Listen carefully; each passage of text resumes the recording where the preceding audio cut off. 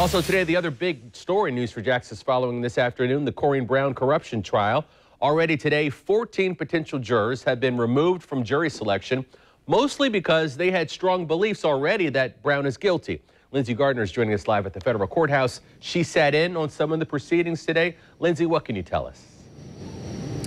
Well, Tarek, 65 potential jurors walked into the federal courthouse this morning, and most of them, 39 of the 65, had already heard about the case against Brown.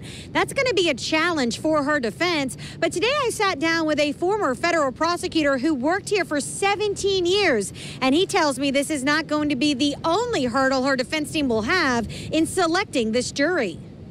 Corrine Brown walked into the federal courthouse dressed in all black, a somber look as the legal battle for her freedom gets underway. Indicted on 22 federal counts of conspiracy, fraud, and tax charges tied to a fake charity. She can't talk to us because she's under a gag order from the judge. Inside, the former lawmaker sat quietly alongside her attorney as jury selection got underway. 5 potential jurors were already dismissed by lunchtime.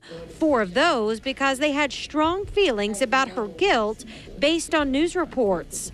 Former federal prosecutor Curtis Fallgater sat down with me today to explain why federal trials are so different. Federal district spans about a half a dozen different counties, including counties out west like Baker County, Columbia County. So you can get an awfully rural type of mix on the jury, not too many minorities on that panel. Does the racial makeup of the jury matter in this case, and should it? Every attorney will tell you that the racial makeup matters because there's different perceptions in life. And all due respect to white folks, you know, some white folks think that black folks should be held to a higher or a different standard. In America, we're supposed to get a trial by jury of our peers. Would Ms. Brown want to have an all-white jury? Is that really her peers? She wouldn't think so. Do you think that might happen in this case? It's a good possibility. Fallgater also believes there's another obstacle for Brown. Being on trial at the federal level in a federal courthouse is in and of itself unforgiving. I sometimes think you don't exactly get a level playing field because the jury comes in and sees the austerity of a federal courtroom, and gosh, there must be a crime committed or we wouldn't all be here. Do you think she was smart to roll the dice and go to trial? I don't think she had any choice. I mean, they'd never given her a decent plea. Fallgater tells me in his expert opinion, if she's convicted on most of the charges, Corrine Brown would be sentenced to somewhere between 5 to 6 years in federal prison and then serve 85% of that sentence. So a much smaller time span in federal prison than she was originally threatened with by prosecutors. Again, that was 350 years.